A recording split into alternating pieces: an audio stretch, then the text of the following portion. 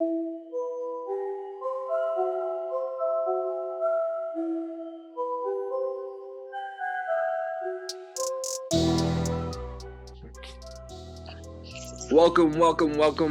This is Angry Fans, Volume 1. This is our first edition of the podcast. We're going to be uploading to Spotify and Apple Music. You can find us on social media at Angry Fans or at Real Angry Fans. Basically, we are a podcast for all fans and every fans. This is the place where you can voice your frustration, hear our frustration. We're going to be talking to you about everything we love. You know, whether it's sports, music, video games, anime, you name it, we got it. All right, but I'm your host, Afro, and with me, I got two of the best. I'll let them introduce themselves. Who I got with me? You got Lord Fish over here. All right, hold on. Shut up. All right. We call him Lord Farquaad, but he calls himself Lord Fish. All right, go ahead. That's fucking ridiculous. You got Lord Fish over here. You know, I can't. We got to redo this. No. Come on, keep it going. All right. I messed up. I can't have her keep looking at me and shit. You got Lord Fish over here. Don't be embarrassed, bro. You're gonna be everywhere. People are gonna be listening to you and seeing you. Yeah, I know. You embarrassed to do this in front of your girl? She's gonna get famous. First of all, I need you to find your balls for a second because you're whispering to the mic. Stop talking dirty to me, man. I need you to talk to me. What do you mean I'm whispering into the mic? My fucking face is right next to the mic. All right, close the door. Here we go. All right. She's fucking making faces at me. Not intentionally. Good. All right. This is great. So yeah, this is awesome. All right, King, your turn. You're up. It's yours truly, King Petty Crab, Pacers Nation, Trailblazers Nation. We here. We know the frustration. Trash. We probably the most angriest. Trash. He not only did he say Pacer Nation, he said Trailblazer Nation. I understand the Trailblazers, you know. I didn't even know it was doesn't know Kurt, you'll get to know him soon. The King was a huge Brandon Roy fan, Danny Granger fan. Two people that were past their prime before they even got in the league. Oh my gosh, the hate is real, bro. Where are they at today? Don't know. I know Brandon Roy, he was a coach. I don't know what Danny Granger's doing. I feel like both of those guys, no disrespect to them, they were both great NBA talents. I feel like they would be very good coaches. Because those were two guys that commanded the floor when they played. Brandon Roy is from the basketball hub, man. Seattle. Washington, that state of Washington has a lot of players. And they still New York City was the basketball hub. Hopefully they'll get a new team, you know, especially with the Kraken about to get their start. Definitely. But all right, guys, we're going to jump right into the topics. The first one is, who will be the starter in New England week 1? Now, I'm going to say this. I'm a huge Cam Newton fan. I obviously want to see Mac Jones hold the clipboard for a week. Not for a week, for the whole season. You know, I want him to get his, I want to get his balls right. I don't want him to just jump in the field. You know, Jimmy Garoppolo, I never thought he was ready, but people thought he was the guy. Everybody wanted him to replace Brady right away. Fucking idiots. There's a reason why 49ers don't want him anymore. He proved my point in that last Super Bowl. He looked like a clown. 2 minutes to go, all your timeouts, and you still throw the game away. Fucking trash. He's worse than the Pacers. Fuck him. All right, but no, in all seriousness, his offensive coordinator is now the head coach of the Texas Longhorns, and he said that Mac Jones is the number 1 quarterback ready to start day 1. Do you guys agree with that statement? As Patriots fans, how do you feel? Do you think Cam Newton deserves another chance after he had all the cards stacked against him last year? Or do you think Mac Jones should just jump right in if he's ready? All right, I'll take this one first. So, unfortunately, Cam had a disappointment of the season last year. You know, we expect him to do a lot better, but he didn't have a full team. You know, Patriots offense is completely complex, tough to learn. He's going to be 32 this season. His stats last year were complete disappointment, you know. Not as rushing, though. Not as rushing, you know. He had 592 yards rushing on the ground, average 4.3. But only 8 passing touchdowns, which was absolutely disgusting. How many interceptions did he have? He had 10 interceptions. 8 and 10. He was tied for 18th in the league for that. But this year he's got a lot more weapons, so definitely interested in seeing that. They got the wide receiver out of UCF that they drafted, but they got Kendrick Bourne, and then they ended up getting who was the dude? Nelson Aguilar. Mr. Drop himself. Mr. Drops tons of passes, but he had a good season last year. Mr. Hot Potato. He did play great last year for the Raiders, so I'm excited to see what he can do. But what about N'Keal Harry? What's going on with N'Keal Harry right now? I can't stand that guy. I can't stand him. He was supposed to be a once-in-a-generational talent. Yeah, we picked him over DK Metcalf. Come on, Belichick. Yeah, but DK coming on Ole Miss, he was injury-prone, and he was only a sophomore. So people were concerned about all his injuries and stuff. But so was Julio Jones. Look at Julio now. He's still a beast. He's about to be traded. I'll take him for a third round. We'll see. Supposedly he's going to go to the Raiders, but we don't know yet. Oh, that would be dope. That would be dope. Especially with Waller over there. They would be scary. Josh Jacobs and Waller. Yeah. Real quick, though, back to Cam. The pros for this year, he's got a full training camp. Won't have to deal with the COVID BS, and he's got new additions. He's had a full year to get used to the offense, and last year he had some great games, especially against the Jets and Dolphins. I would definitely like to see him launch the ball more instead of using his feet.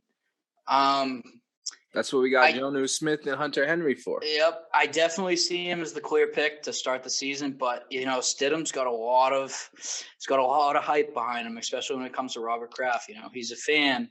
Stidham's only 24. He's had 2 seasons with the Pats, and not a lot of people remember, but Stidham was supposed to be the guy prior to the 2020 season. Everyone talked about him. Training camp happened, and he struggled and got hurt. Stidham has gotten some brief chances, but it hasn't really gotten a full opportunity to show his skills this offseason. He's been training with Jordan Palmer, who's an absolute guru, works with everybody, in Cali with multiple teammates. So we'll see, but I definitely don't want them to throw Mac Jones to the Wolves. Can't have that happen. Let the kid sit for a season or 2, learn the system. He's a smart kid at a 4.0 in college, and I don't care how smart he was book-wise. I want to see what he can do on the field. But that's what you need to learn that Patriots offense, and that's why Stidham struggled with it. You need to be exceptionally smart. You got to, like Herbert, that kid in San Diego, he had a 4.02 out of Oregon. So we'll see. Let Mac Jones sit. Let him sit for a season or 2. Learn behind a previous MVP out of Cam Newton. I like that. I like that you said that. I feel like people forget Cam was the MVP. Previous MVP. Yep. That was my guy. All right, King, what do you got for us? I'll say it's going to go Cam. And then I think it should be Cam due to the contract. Like, let Cam play it out. If shit hit the fan, then let Jones prove himself. So you ain't even going to bring up Stidham. You think it'll go Cam Jones? I think Stidham will probably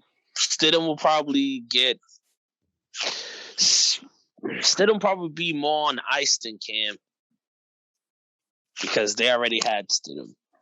He already had his chance to prove himself last season. Yeah. So I mean, he's barely had any. He hasn't had a full opportunity to show his skills. But I'm definitely interested. I mean, the biggest thing Cam's got going for him, besides the other 2, is he's deadly on his feet. He can run. He can move out of the pocket. Yeah, he could create other than whatever's in the system. But yeah, I'll say he gets that accuracy down. Last year, the one thing you didn't bring up, Bobby, is last year he played not only with no weapons, he had a hurt shoulder, and he was rehabbing the whole season. So now he's fully healthy. So I'm curious to see what he's going to look like with all these weapons and now having an offensive line, and the defense is coming back. So he's going to have everything in his favor this year. Yeah. Even last year, he still completed 65% of his passes. So, which is what that was a career high for him, right? Wasn't it? I'm not too sure about that, but it was definitely something. He did run for 12 TDs last year. So, like we were all saying, he is deadly on his feet. Yeah, it's either the weapons or it's nothing, bro. Yeah, I don't think any rookie plays, or I don't think Stidham plays unless Cam goes down by injury. The way they run him, we'll see. This year he has more weapons, so he should be able to throw. But I do think he will be in the MVP conversation again because the defense is back. He has weapons. And if the Patriots start winning games and they have a winning record, he will be in that conversation. You can guarantee that. And you heard it here first on Angry Fans. And if you got a problem with what I said, get at us. At Real Thing Angry Fans or at Angry Fans, you'll find us. All right, we're gonna move on to the next topic, and this one has been a hot debate for a little while. It has to do with another quarterback, but this guy is down in Houston, Texas. He doesn't want to play there anymore. What's going on with Deshaun Watson? Will he play this season? King, I'm gonna start with you. What do you got for me? Oh, the legendary Deshaun, man. He was a go-to staple guy for us in 2K. Bro, I've had him in fantasy for the last couple seasons. I love Deshaun Watson. Deshaun is I'll say he won't play this season. He has a lot. He has to. I feel like if he plays, it'll kind of like tarnish what he got going on outside. What do you mean tarnish? Legally. I feel like it's better that he just stays away from football right now. It's not like Houston's any good anyways. So it's better for him to stay away, focus on the legal issues. 22 different women coming for his neck. How many of those do you think are actual legit versus how many are fake? I cannot speak on that. That's a smart man to make that comment. I respect that. The NFL insiders recently came out today and say they don't see him starting this season. But now, once again, my question is, do you think he'll play? And if he does play, once again, him and the Texans have been going back and forth. He doesn't want to play for the Houston Texans anymore, but the ownership team says they don't want to lose him. He's their guy. Bobby, what do you think? I honestly don't know. I mean, you've already commented on it. There's 22 civil suits from 22 different women hanging over his head. I mean, Adam Schefter, who we're going to talk about in a little bit, he quotes there are people in league circles who believe Deshaun Watson will not play this season. And there are also people that believe his career in Houston is completely over. Well, we already knew that. We already know he doesn't want to be there anymore. And with all this bubbling up, I don't think any owner or GM is going to want him on their team. Like, you can't trade for a guy in this situation. This isn't an Antonio Brown situation where this guy was just upset or unhappy going through it mentally. You have civil situations. This is an NFL league situation. This is worse than domestic violence, in my opinion. Completely. Absolutely. In domestic violence, you have the 2-game suspension automatic. There's been no punishment dished out by the NFL yet because all these trials are still going on. So do you think Deshaun Watson, if he gets found guilty of any of these cases, he'll automatically be banned from the NFL? I mean, as far as I know right now, these are all civil suits. So this is all civil court where there's going to be money and stuff like that. But I know the Houston police are investigating it. So we'll see. You know, it might go into something legal, something criminal, and then he might face jail time. I haven't dug deep into this and seen what the charges are. I know it's inappropriate touching, but I don't know if there's anything beyond that. So I don't know the logistics of it and everything like that, but we'll definitely see. I don't see him playing the season, and definitely, I mean, the Texans usually their first pick, which was, I think, in the 3rd round to draft the quarterback out of Stanford. So I think they know, just as everybody else knows, who else is on that depth Watson chart? is done. You said what? Who else is on that depth chart? Who's their backup quarterback last year? I forget. I think it was AJ McCarron, but he just AJ was my guy. I loved AJ McCarron. But he signed with Atlanta. I'm gonna do a quick look it up real real quick. No, I'm curious about this because, like, is the Stanford quarterback going to start week 1 for the Texans? If that's the case, Will Fuller needs to get the fuck out of Houston. He needs to get out of there. To the Wolves. Houston just does not care anymore. They're just setting people up for failure. There's a reason J.J. Watt wanted out of there. Currently right now, so I'm looking at this depth chart right now, and Deshaun Watson on ESPN is still the starter on the depth chart. Behind him, you have Tyrod Taylor, which I didn't even know. Last I heard, Tyrod was in LA with the Chargers. But I forgot Tyrod did leave the Chargers. I forgot. Cleveland. Yep. Before the Chargers, he was with the Browns, and that's when they drafted Baker. Bobby, real quick, you're cutting in and out, man. Your audio's going on us. He ended up getting hurt, and then Baker started in. All right, my bad. So like I was saying, Tyrod, before he was in LA, he played for the Browns and stuff, and he got hurt. Baker stepped in. After that, everything was said and done, and then he went to LA, got hurt again, and that was it. I didn't even know he was in Houston, but he is second on the depth chart right now. It's him, Davis Mills, who they just drafted from Stanford, and then Ryan Finley, who I can't tell you anything about him. Well, it's unfortunate for Deshaun Watson, but I am happy for Tyrod Taylor. I think he's a good quarterback. It's unfortunate what happened with him in San Diego with the injury. And, like you said earlier, you touched on Justin Herbert, taking over. But I think Tyrod Taylor can do good things and actually prove himself to still be a number one QB in this league. So I'm happy for Tyrod. But once again, it's unfortunate for Deshaun Watson. But, I don't know if it's true or not, but he put himself in this situation. You don't need 22 damn masseuse, bro. What's wrong with you? Stop hanging out with Robert Kraft, guy. Just go to Costa Rica or something. Come on, buddy. What are you doing? Where were you when you were overseas? Bangkok? Go to Bangkok. Yeah, go to Bangkok. All right. Let's go on to the next topic. Now, we're just on the quarterback talk today. I love this, actually, because, they're the ones who it's always about. So, let's go down to Green Bay. And what's going on with Green Bay and Aaron Rodgers, Bobby? Tell me what's going on. I feel like a circle over there. Every time, every season, this dude is upset, and there's always something before the next season, and then they settle it, and everything's good as new. But I can understand why Aaron's pissed.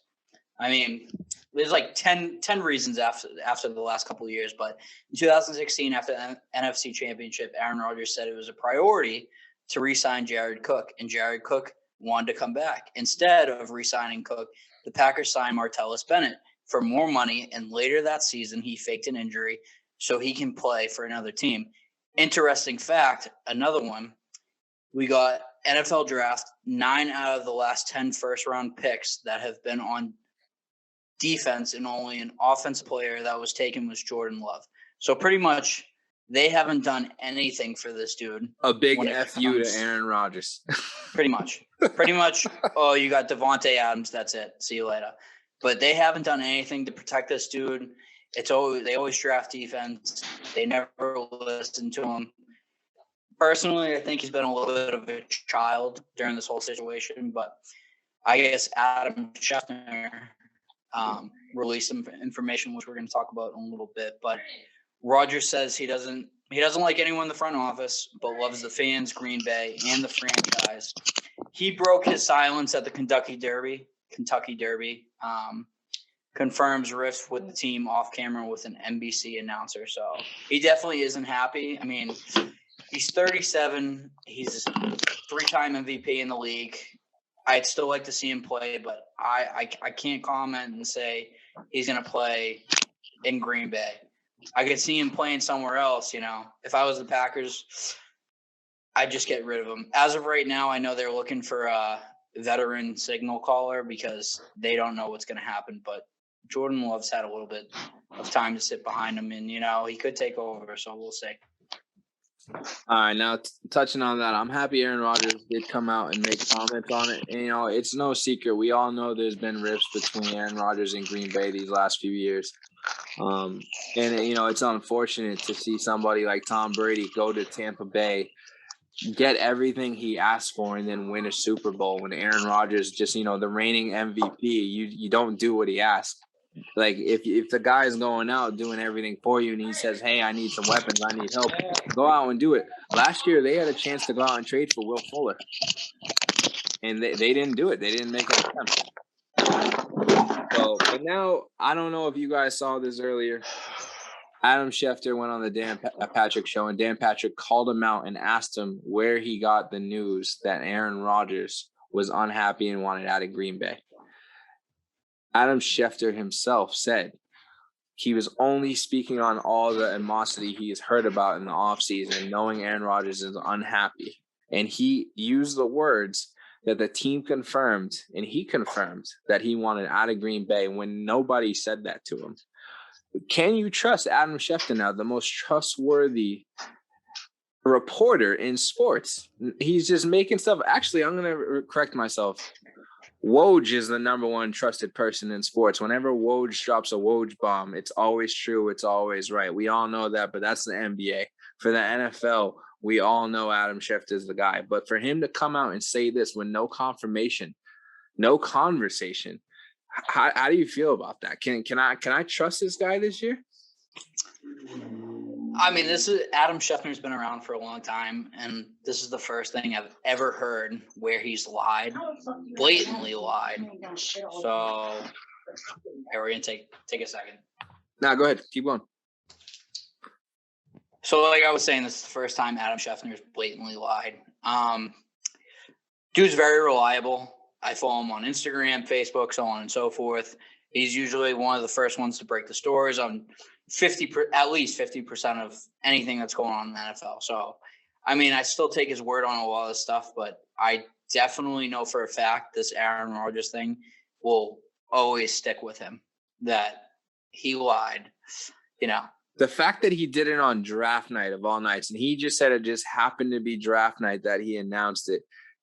Do you think he was clout chasing? He legit dropped it just to drop it on draft night because he had nothing else to say? Well, I mean, it's kind of messed up because J.C. Horn, who was drafted by the Carolina Panthers, his father, Joe Horn, ended up coming out and saying that, he respects Aaron Rodgers, he likes him as a quarterback, so on and so forth, but he was upset that the spotlight was taken off his son and, the other prospects going in the NFL for Aaron Rodgers, his whole thing going on in Green Bay. So, I mean, it's kind of messed up that Adam Schefter brought all this on during draft night for the club. Yeah, man, it was very unfortunate. I know you were one of the people that were happy about that draft pick. He's a good player. And it does suck because these kids, they work their whole lives. Well, their whole lives. They work till they're 18, 19 years old for that dream. They finally get that moment. And then to have it overshadowed by another player that's been in the league for so many years, it's kind of bullshit. So I don't blame his dad for being upset, but at the same time, his son still got drafted and their dreams are coming true. So, it's whatever. Saints legend Joe Horn. All right, guys. Now that we've talked about that, let's make some early suggestions. Let's make some picks. I want the picks. Who do you see winning each conference this year? Who do you see going to the Super Bowl? King Petty Crab, I'm going to start with you. With what we know so far, with the draft picks in, with the team set, what's happening? Who do you got? I'll say I have the Bucks and maybe the Bills. The Bucks and the Bills, huh? Now I can understand why you say the Bucks, but just for everybody who's listening, why are you saying the Bucks? Why do you think they have a chance to go back? Brady? It's that simple. Enough said. I love that. All right, now give me some more on the Bills. Now we all know the Bills AFC East rival. Now we're all Patriots fans here. I don't want anybody talking shit about my guy King here because he is a Pats fan. I will vouch for him on that. Why he's picking a division rival to beat us, I have no idea. He must be high. Stay off the weed, as Stephen A says. But come on, man. Let me hear you. So you got the Bills beating us to go to the Super Bowl. That's what you're telling me. Why is that? I think they just have confidence, bro. Confidence? I have a lot of confidence going into this year, bro. They got farthest they probably have been in like 10 years. Josh Allen's filling himself, mobile quarterback. Stephon Diggs, he's got something to prove. So just need a running back. They didn't do much in the offseason. I didn't really see who they got in the draft actually. But I didn't see the Bills do much to improve their roster. I don't know, man, but you don't always need to hit the draft if you got it. No, I hear that. I'm gonna give you my picks, man, because I'm a realist. I'm also speaking from the heart too. I have the Chiefs and the Bucks in a repeat. I think they're both going back to the Super Bowl, especially with the Ravens trading Orlando Brown and then the Chiefs also picking up Joe Thuney. They increased what they were missing in the Super Bowl, which is an offensive line. This is the first time we saw Pat Mahomes tap dancing. He kind of reminded me of Brady against the Giants all those years ago. Mahomes didn't know what the hell to do, and it was kind of funny because even though they were losing and getting their ass kicked, even in the third and fourth quarter, everybody thought the Chiefs still had a chance to come back and win that game. And that was the beautiful part about it because the Bucks blew them out. It wasn't even a contest. But I don't see anybody stopping the Bucks. Their offense is incredible. They just brought everybody back, and they improved in the draft. And then the Chiefs just picked up more weapons to help them out. I don't see anybody stopping the Chiefs in the AFC. And they just picked up offensive linemen. Yeah, exactly. So, besides that, once again, I'm going to bring the Patriots back up into the conversation. If all the wheels are turning and Cam Newton can play 90% as good as he did in his MVP season with these weapons and this defense, I think we have a chance to not only beat the Bills, of course. If anything, the Bills will split with us this season, but I think we could beat the Chiefs. All right, real quick question for you. Say he fumbles in any of these games, do you think he's going to dive on the ball? You damn right he's going to dive on the ball. You know why? Because there's assholes like you who keep bringing up that one fucking fumble when the guy won the MVP that year. It doesn't matter. You got the individual. I agree with you, but we're not going to talk about that because that was a different team. And this is a new year, new season. Okay. Don't talk to me about what happened on a different team. He's a Patriot now, and Patriots don't do that. Better hope. Belichick he was on the Panthers, and you know what he looked like? He looked like a pussy in that game. I'll say it like that. I love Cam Newton, but he looked like a pussy in that game, and he acted like a bitch. Well, hopefully this year will be Superman. Let's see it. Let's see it. Bobby, let me get your picks, man. All right. So last year in Tampa, Tom Brady, the GOAT, won his 7th Super Bowl and handed the Chiefs their ass 31-9. Mahomes got completely eaten up. I think he ran for 500 yards sideline to sideline, just completely tossed. So in my heart, every year I think the Patriots are gonna fucking win, but that's a slim chance, which definitely burns. Right now, after what I've seen in the offseason, I'm gonna have to say the Chiefs. Not the Bucks, the Chiefs. They had a huge problem. You said what? You think the Chiefs are going to win it all? I think it's definitely going to be the Chiefs and the Bucks again. I think it'll be a repeat of last year's Super Bowl, but the Chiefs will come out on top. They had a huge problem with their O-line, and they definitely corrected that. They released tackles, Eric Fisher and Mitchell Schwartz, and then they signed Kyle Long out of retirement and Joe Thuney from our beloved Patriots. Huge pickups, but they weren't done. Don't forget, they traded for Orlando Brown from the Ravens. They're starting line. I was about to get to that. They signed Austin Blythe from the Rams. Then on April 26th, they traded for Orlando Brown. But they still weren't done. This past week, they drafted Creed Humphrey, the center from Oklahoma, with the 63rd pick. And he's an absolute beast. And he's not even starting on their depth chart right now. Definitely going to say that that's the one problem the Chiefs had. Was they couldn't protect Mahomes.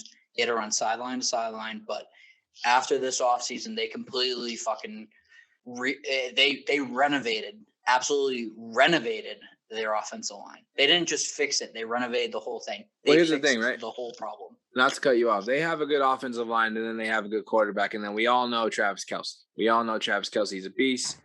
One of the best tight ends to ever play the game. I'm going to say that now because it's official. There's no denying that. But their offensive weapons besides that, I'm pretty sure, didn't they just lose Sammy Watkins? They did, but they still have Tyreek Hill. And then they got the running back from LSU. I forget his last name. He's got 2 last names. I know who you – yeah. Oh, do they still got Robinson? It's Clyde. They got so currently right now, the second wide receiver on their depth chart is I forget his first name, but his last name's Hardman. He's number 17. It's Nicole Hardman. Yep. Do they still have Robinson? Robinson, I don't know if they have Robinson. What Robinson are you talking about? He was like their 4th like receiver. So last year they had Tyreek Hill, Nicole Hardman, and they had Sammy Watkins, and then there was another receiver, but I think maybe that's the Robinson you're talking about. Yeah, so I if they picked him still up. I have, remember I picked him up in fantasy and he did nothing for me. So fuck that guy. I hope he gets cut. wow. Hey Yeah, man, that's nah. If you can't help me in fantasy, and that's gonna go into our next segue eventually. But nah, people that can't cut it in fantasy, if you can't even fill in when there's injuries and there's nobody playing, then you're trash. I'm sorry, you're trash. We'll get there. We'll get there. But no, I'm sorry. But without another weapon on that team, it was Clyde Hilaire. That dude is a beast. He did great last year. But now people have tape on him. People didn't have tape on him last year. People have tape on him now. And then Tyreek and Travis Kelce can only do so much. They need to bring somebody else on that team. So I think the Pats defense can cover them. So once again, I do think it will be a Bucs-Chiefs Super Bowl, but I don't see the Chiefs beating the Bucs. But I wouldn't be surprised if it's the Pats and the Chiefs in the AFC Championship game. And I would not be shocked if we somehow won to get our redemption game against Brady in the Super Bowl. Now, when I say redemption, it means like, yeah, you left and got a Super Bowl, but you didn't beat us, and now we're gonna beat you, which I don't see that happening. Well, so Brady will play the Patriots in this upcoming season. Yep, I'm excited for that. Don't know which week, but the biggest thing. So the Patriots were 26th last year in sacks. 26. Yeah, but we were missing 6 starters and our defensive captains from last year. We have all those people coming back besides Chung, who retired. Chung retired. You got Hightower and stuff like that. But like after the Chiefs just revamped their offensive line, it's going to be pretty tough. I mean, the Patriots are going to have to play. Everybody's got to be on their A game. We just picked up a bunch of defensive linemen specifically for that. Belichick did his job. Belichick got the best defensive tackle in the draft. The number 1 ranked defensive tackle in the draft. And we just picked up people from the Ravens and other teams. Yeah, you got Matthew Judon and stuff, great outside linebacker, but like we'll see. I mean, the Chiefs did completely upgrade their offensive line. You know, I hope the Patriots, I hope they'll do good against them, but Pat Mahomes on his feet and this grade A offensive line, stuff like that. We'll see what happens. All right. That's enough of that. We're going to move on to the next topic.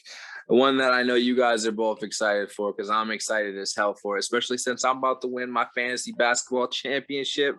King knows all about it, or I should call him the Jester because he lost. He ain't even in the finals. You're muted, bro. I can't hear you. You got to unmute yourself if you want to talk shit.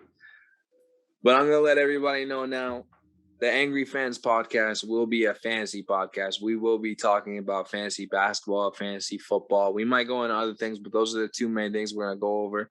We're going to tell you who to draft, who to start, who to sit, who to trade for, what you should do with your teams on any given day. We want to let you know that we're going to be the go-to guys. We will have all the stats and notes. We will let you know what's going on, giving you the top 30 running backs, top 30 receivers, top quarterbacks. You know, we'll give you for the 10-man teams, the 12-man teams. We got you, keeper leagues and all. So be prepared for that. We will be ready to go, and we will help you win that money. We will help you get that championship, and we will help you talk shit to all your friends and family.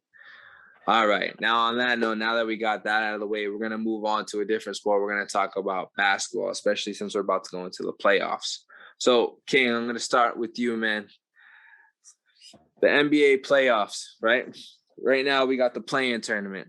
Last year, LeBron James came out and said that he loved it. He thought it was a great idea. But now this year, he has a different tune. This year, he's saying whoever came up with the idea for a play-in tournament should be fired. When you have other guys like Damian Lillard, your guy Dame, it's Dame time, said he loves it because it gave him like a chance to get into the playoffs last year when they were in the play-in tournament. How do you feel about this? What do you think the NBA should do?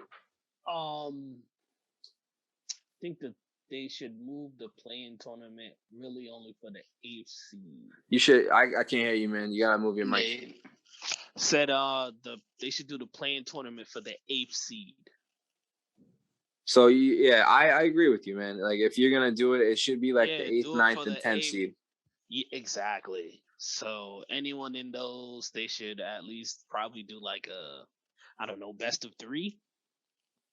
A best of 3? You don't think it should be one and done? Best of 3? make it worthwhile. I guess. Yeah, make it one and done. I guess. I see. I think it should be one and done. I think it should be the 8th, the 9th, and the 10th seed, right? And then the 9th and the 10th seed should play, and whoever wins that should play the 8th seed because the 8th seed earned its spot. The 8th seed, they should get a skip on the first round.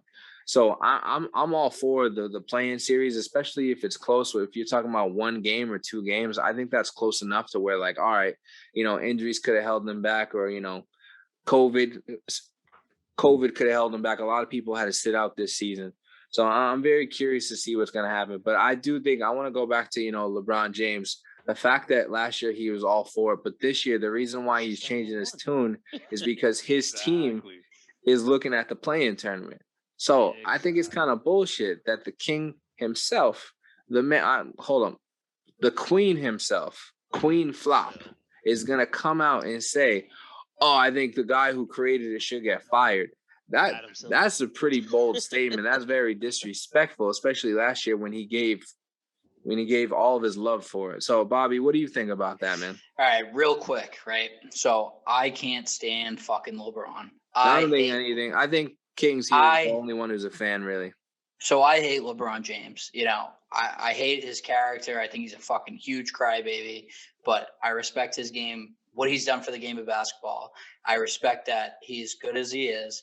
But I think one of my favorite videos that I have ever seen on Facebook, social media, etc., is when LeBron's walking off the court and there's this female and she goes, LeBron, how does it feel to be a pussy ass bitch? Yeah.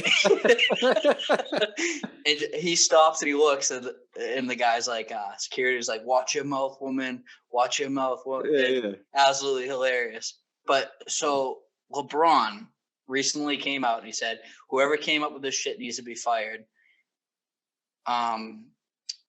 After the Los Angeles Lakers lost to Toronto on Sunday night. Here's what he said last year. One thing you just can't do is go straight to the playoffs because it discredits the 60-plus games that guys had fighting for that position, said James during the road trip and podcast in March of 2020.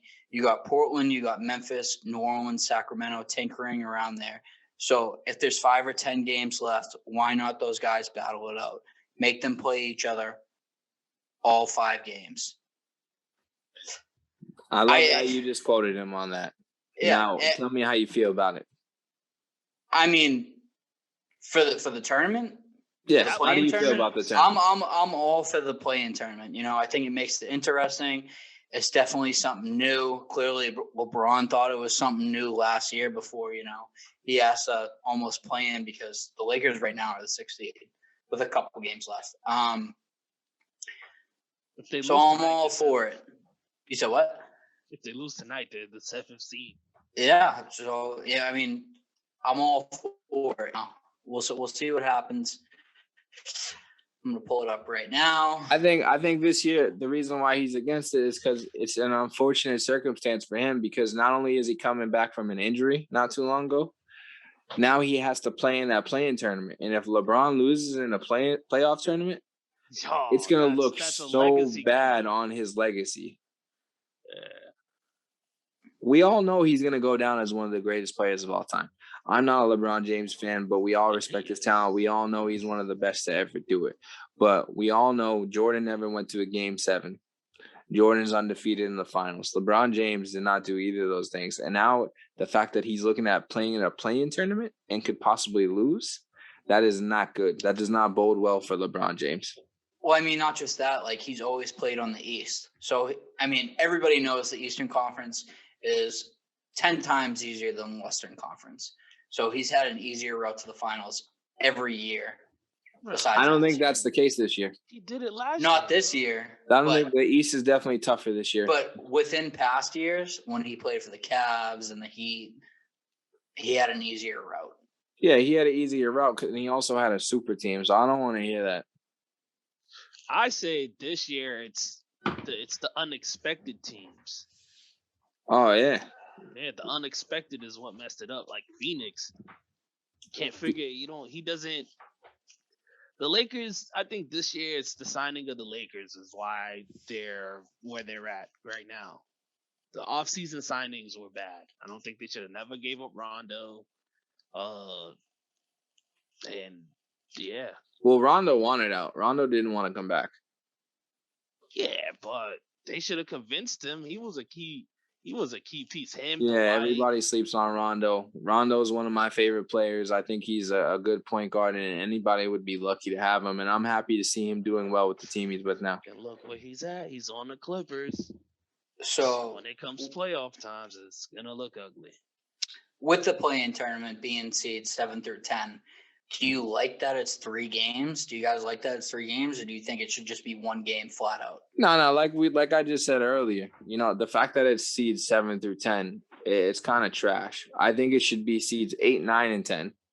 And like we just said earlier, I think the 9th and the 10th seed should play 1 game, and then they should play against the 8th seed to see who gets in for the last spot. But the 8th seed should only have to play 1 game against whoever wins between 9 and 10. But that's not how the NBA wants to do it. I'm not against it. I'm ready to see basketball because those play-in tournament games are probably going to be some of the most competitive basketball games we're going to get out of the NBA besides the finals.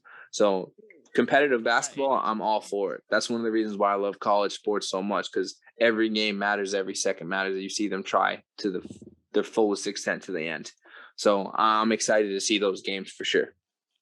So they get blown out. Just want to watch college games. Not everyone's good. All right, guys. Now that we talked about the NBA and we know the playoffs are here, let me hear, who do you guys think is making it to the NBA Finals for the East and the West? And then who do you think is going to win it all? King, I'll start with you. For me, I'll go in the East. I'll say in the East it will be. Don't you do it. Don't you do it. Brooklyn. Don't you. Come on, man. I think it might be. I'm sorry, man. I'll let you state your case and I'll give you my argument. I'll say, all right, let me get 2 takes on this. My deep down, the interesting one would be a healthy Brooklyn versus a healthy Miami. I would love to see that as a finals. I think that in the Eastern Conference Finals? Yeah. Healthy this in a perfect world, that, but realistically I think it might be 76ers in Brooklyn on the East. In the West, it will be Phoenix. Ooh, wow. Yeah, it's coming off heavy, man. It's coming off heavy. Phoenix versus who? Let's hear it. It's like probably Phoenix Clippers. Phoenix Clippers?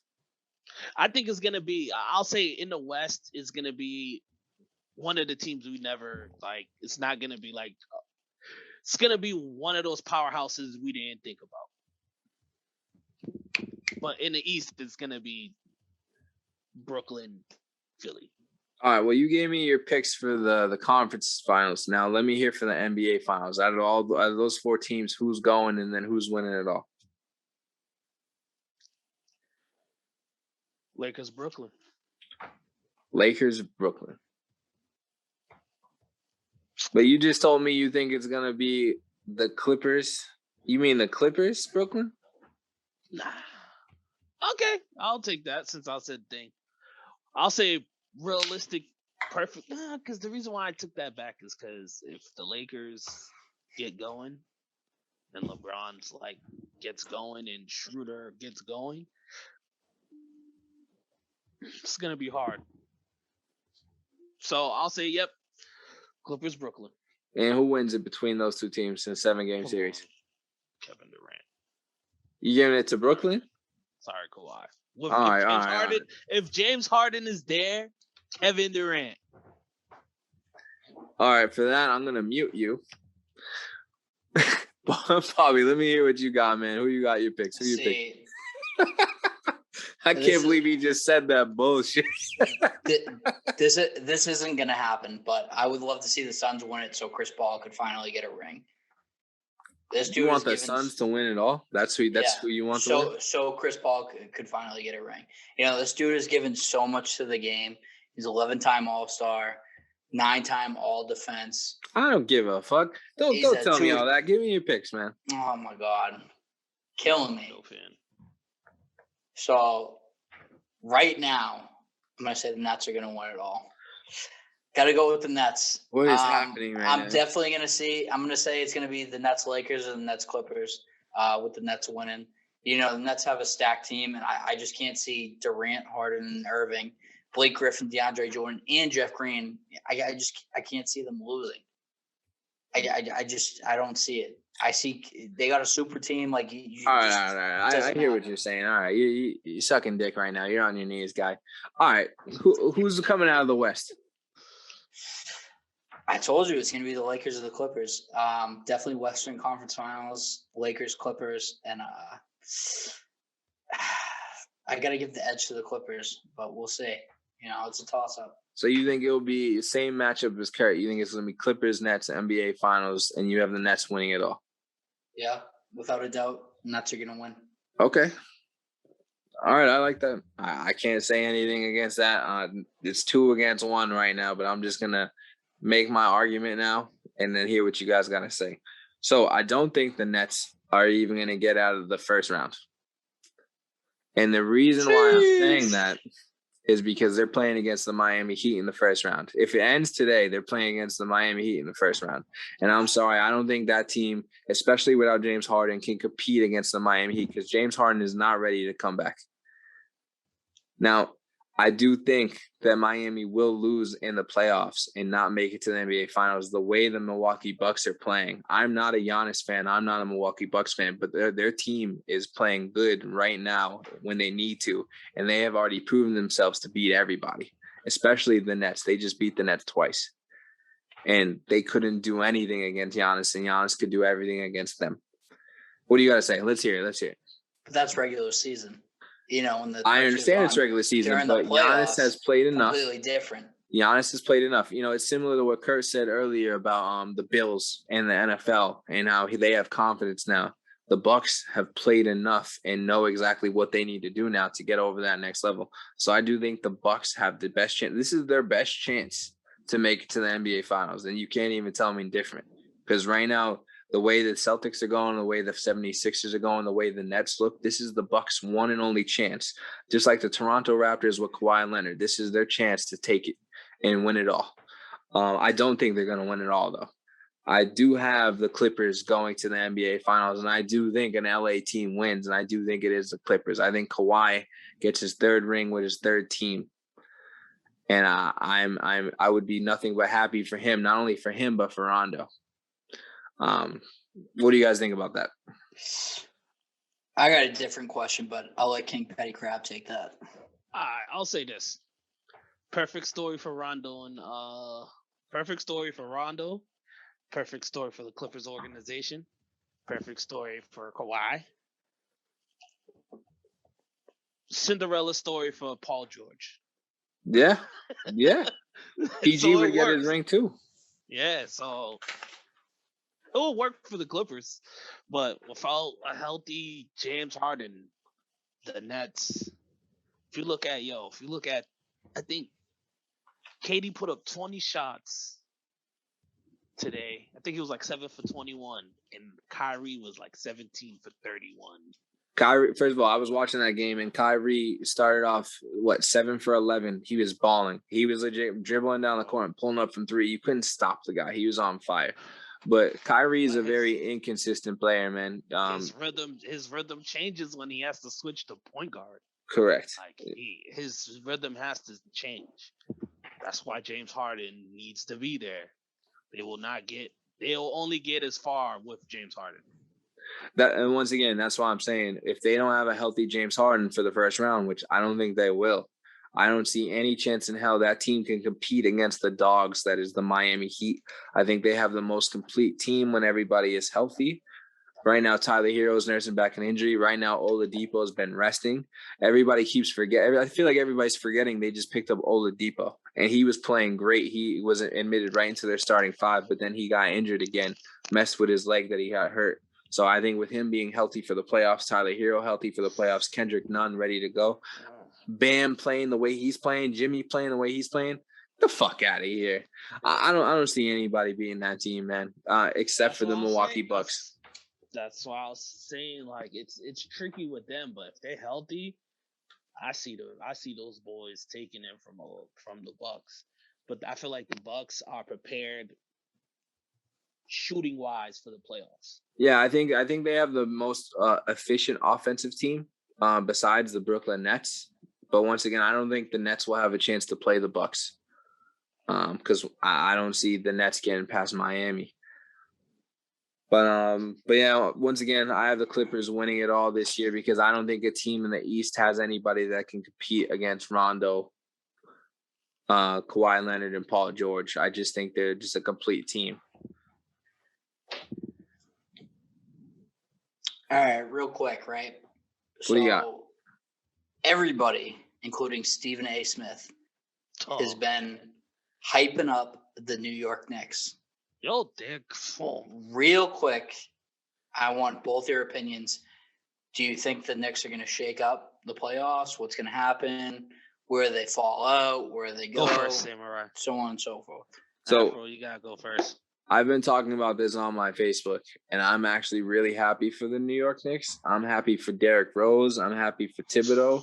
I think a lot of people are sleeping on the Knicks, and I think they're going to be a problem in the playoffs. And what I saw a stat earlier. Hold on, I'll tell you in a second. The New York Knicks are 21-8 since Derrick Rose's arrival and have won 12 of the last 13 games. And I don't think Derrick Rose is getting any of the credit he deserves for going to New York and playing the way he's been playing. He himself has came out and said he feels like he's better now than he was his MVP season. Youngest MVP ever. I think, yeah, he was also the worst MVP ever. And I'm not hating on Derrick Rose because I love Derrick Rose, but even though he was the youngest MVP ever, statistic-wise, he was the worst MVP.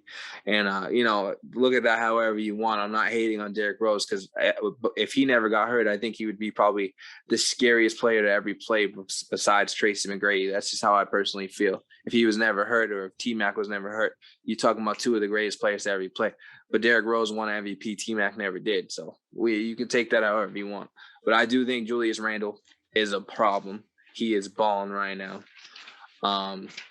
Derrick Rose is on another level right now. And the way he's coaching that team, I don't think people can compete with them. I want to make a comment real quick. If the Celtics lose in the playoffs, I want them to fire Brad Stevens and bring back Tom Thibodeau. And I think Thibodeau would be able to do what we need in Boston to get us back to the finals and win a championship. What do you guys think about that? Real quick before we turn that, what would be different? What makes Tom Thibodeau better than Brad Stevens? I think it's the way he plays his players. Brad doesn't like to play everybody, and when he does play everybody, he restricts them. If you notice the people on our team, Daniel Tice, he's in Chicago right now. He's playing a lot better. Kelly Olynyk, he went to Miami, but he still had a similar play style from when he played in the Celtics. But he's in Houston right now. He's balling on another level right now. This dude's he's averaging almost a triple-double playing for the Rockets. That's fucking amazing to me. We're talking about Kelly Olynyk, bro. Kelly Olynyk. Like, what the fuck? Like, Enes Kanter, when Enes Kanter left us last season, now he's with the Portland Trailblazers. This guy is balling. Like, if you notice the big guys that we had on our team, as soon as they leave, they go to play for other coaches and other systems, and they just elevate their level to where like these guys can be starters on any other team, but they're barely playing any minutes on our team. If Robert Williams went to the Indiana Pacers, I feel like he would be a fucking superstar. The guy has all the skill and talent in the world, but Brad doesn't play him. And when he does play him, he's limited to like 15, 20 minutes, and it's trash. And I don't know if he's just trying to run all the offensive plays through Jason Tatum and Jaylen Brown, which I'm cool with because I love those guys. But, we need to make some moves. Something needs to happen. I feel like Thibodeau will be able to capitalize on everybody's skills and talents to where Brad only focuses on a couple players. What do you think? I'll say this. I totally agree with you on Thibodeau would bring you more farther. He would bring more out of the Celtics than Brad Stevens right now. Brad Stevens right now is looking like he's looking like he's not there defensively. You know what's crazy, bro? It was just energy. It was like a year ago or 2 years ago, we were just saying Brad Stevens is the second best coach in the league after Greg Popovich, and we were the number one rated defense in the league. But for whatever reason, whatever happened, ever since we lost Al Horford, and it's ever since we lost Al Horford, we lost that title, that name. I feel like Al actually, and I loved Al. A lot of Celtics fans didn't like Al because they thought he was useless. But clearly they didn't. Those fans, to me, never watched the game because Al did everything. Once, I feel like Al hit a lot of the mistakes the Celtics made. And ever since he left, they've been getting exposed. Can I say something? Yeah, go ahead. I'll say this. The thing with Al is because Al was mobile. Like he could move around. Like he's lateral, he can move on his feet. At the time, faster than most bigs that were in the league. And then the way that y'all played, you had Crowder, a lot of movements, a lot of guys who could switch. But like right now, I feel like you guys probably just don't have a lot of defensive-minded guys. Like, well, I mean, I wouldn't really say that. You know, like Marcus Smart, Jason Tatum, Jaylen Brown, they all play defense. You know, you got the rookie Naismith. He's really good. You got a lot of good people on the team. Robert Williams, he's really good, but he just doesn't play. So, I mean, I think it really comes down to Brad's coaching. I don't think Brad's the guy anymore. Whatever he's doing is just not working. You put a good example. You said Enes Kanter. Now, look at Enes Kanter in your system versus him on Portland. Now, imagine Robert Williams in the Thibodeau system versus Robert Williams in the system now. He'll be more defensive. He'll be more energetic. He'll get more out of the guys. I feel like Brad and Danny Ainge already know the direction they want to go, bro. I think that's what it is. It's the organization already knows. Develop Tatum and Brown as much as we can before we blow it up, or before one of the two. You know what I mean? One of the two can't coexist financially. So the crazy part is right now, if it ended, I mean, well, actually, we have the play-in series, so I don't know what seed the Celtics would end up being, but right now they're 6th. So if this was normal, they'd be playing the Bucks in the first round, and I'm not really worried about the Bucks, but because I did pick them to go to the finals, but I don't think we have the team that can compete with them for 7 games. Don't have enough bench pieces. Yeah, no, our bench is trash, man. As soon as Jaylen Brown or Jason Tatum sits down, they can't even let Jason like really get a rest because anytime we're in a close game, they need him on the floor at all times. And thank God he's been pulling through for us. But like, I don't know what's going on, but they need to get this man some help. I know we just got. I butcher this man's name all the time. I'm just gonna call him by his first name, Evan. Evan Fournier. Evan Fufu. We'll call him Fufu. Fufu just dropped 20 in the last game, and I was excited to see him actually pull up and show up. But before that, he's been playing like ass. So as long as we can get that man to pull up 20 off the bench, okay, Fufu, do your thing, Fufu. Yeah, he's a streaky shooter. Yeah, he is. All right, but yeah, going back to the Knicks. I know we spiderwebbed right there, but it's cool because we're at the end of the show. The New York Knicks are a problem. I think a lot of people have to be worried. Right now, if the playoffs start, they'll be playing the Atlanta Hawks. I do think the Knicks will beat the Atlanta Hawks. And I think shout out my man Nate. I do think they will be a tough team. I don't think they get past the second round, but I do think they will be a first round win. I would love to see them play the Celtics in the playoffs because I want to see good basketball. I would gladly buy tickets to go to those games and see that. But you know, we'll see what happens. Only time will tell. You guys got anything else? No, you want to know why I said shout out Nate? Why you say that? Because Nate McMillan, man, we fucked up. Pacers fucked up by fucking letting Nate McMillan go as a coach. What about your other coach over in LA? Our coach right now is about to get out of here, man. Bro, nobody gives a fuck about the Pacers. Shut the fuck up. Nobody cares. Nobody cares. Cool, bro. Frank's cool, but we already know who's coaching that team. Hold on. I will say something because I do think LeBron and Anthony Davis respects Frank Vogel because nobody gives Frank credit, but when Frank had the Pacers and they played against that Miami Heat Big Three, defensively, they did really good, man. They did really good. So I think Frank is a good coach. He's not Eric Spoelstra. He's not a walking suit. He's not Tyronn Lue. He's not a walking suit. He's an actual coach. So I will give Frank his credit there because I do think he is a good coach. But all right, guys, to end this, we're going to talk about the NBA MVP. You know, the top three in the conversation right now were Joel Embiid, Jokic, and my guy Steph Curry, King Curry. Bobby, I'm going to talk with you, man. Who do you got winning the MVP this season? Gotta say Jokic. All right, I'm muting you. Shut the fuck up. Nobody cares. He is. So. All right, Curry, what do you got for me? Yeah, you're really a dick. I'm just kidding. I'll mute you. I'll mute you. Let Fish finish. All right, let me talk real quick. All right, yeah, so what's your take, man? If Jokic wins, he'll be the first center since Shaq in 2000. He's played every game this season compared to all MVP candidates.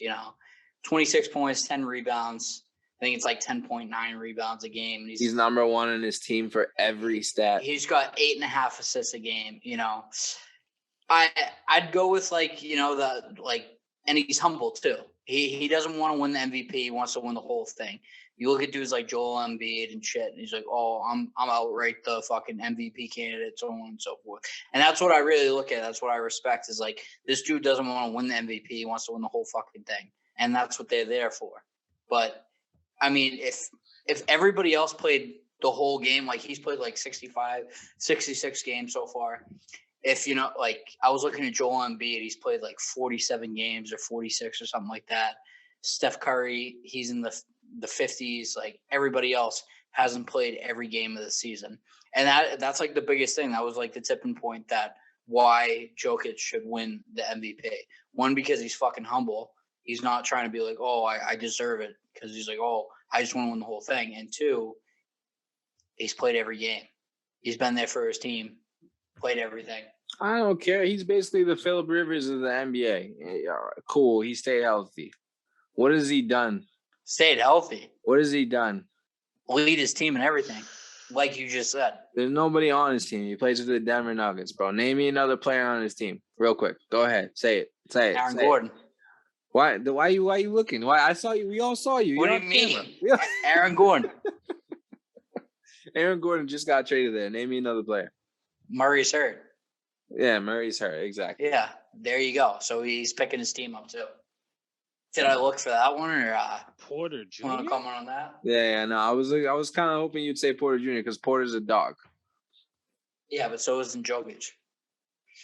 No, Jokic is one of the best players in the league, and I really love Joker. I think he's a dog. So and I'm not hating on him. I'm not hating on him at all. But I don't think he's the MVP this season. So if he does win the MVP, he will be the second straight MVP from Europe, which will be the first time ever. I'm from America. Just fun. Yeah, I am too. That just proves my point even more that he doesn't deserve the MVP. But clearly, these dudes with that. Don't listen. Clearly, everybody else from America has got to step their game up, including Steph Curry. Yeah. Whoa. Chill out on that. All right, Kerr, what you got for me?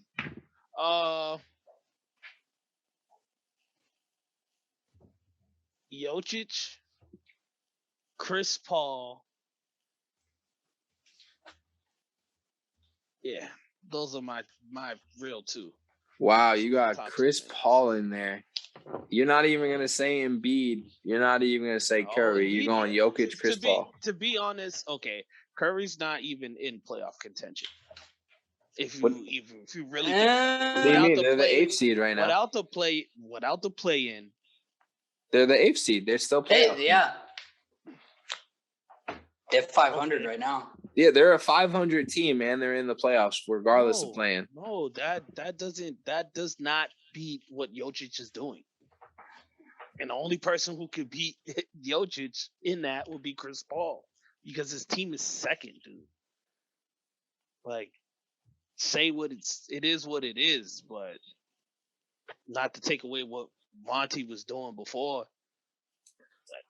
I'm not gonna hate on Chris Paul because he's my starting point guard on my bro. fantasy team. But statistic wise, he's not an MVP. I do think he should be in the conversation, but he's not even in the top 5.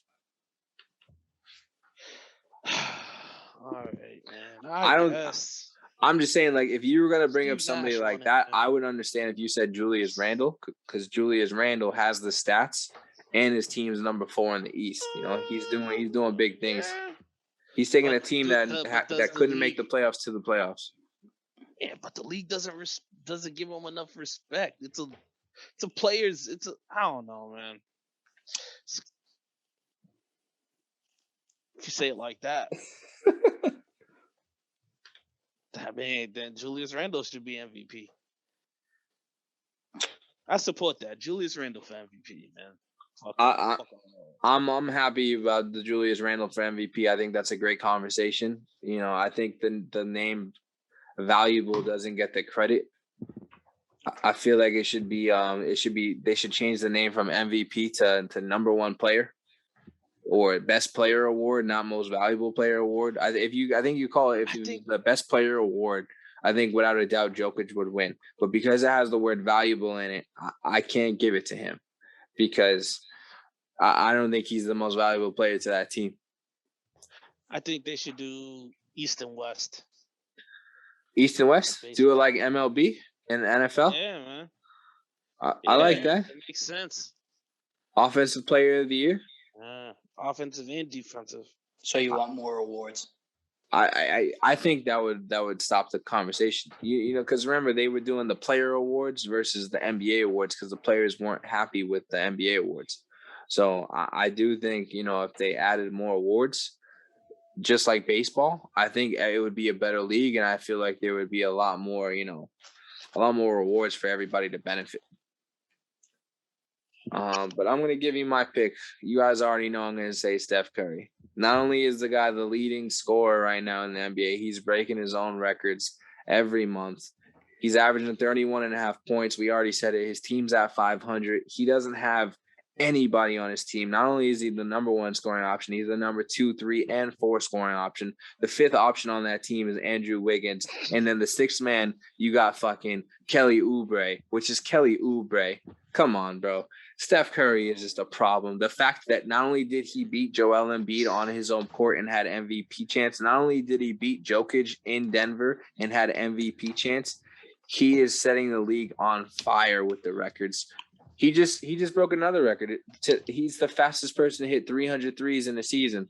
The man just keeps going, and it doesn't stop. And I do think if he was a 5th seed with the Warriors, with the team he's playing for, I don't even think it would be a question that he is the MVP. But because he is in the play-in tournament, because his team is an 8th seed, people got to say Jokic because, you know, he did do better. He did play all year. But the fact that Curry beat all these guys on their own court and heard MVP chants, that is so disrespectful. That should never happen.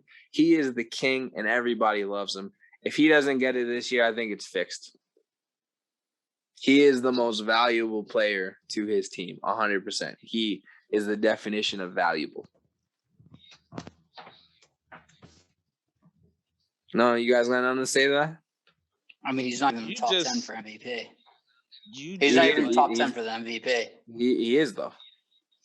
The second greatest player. Yeah, by your choice, but like no. Statistically, he's number 4 on the list. I just moved him up to number 3. Like,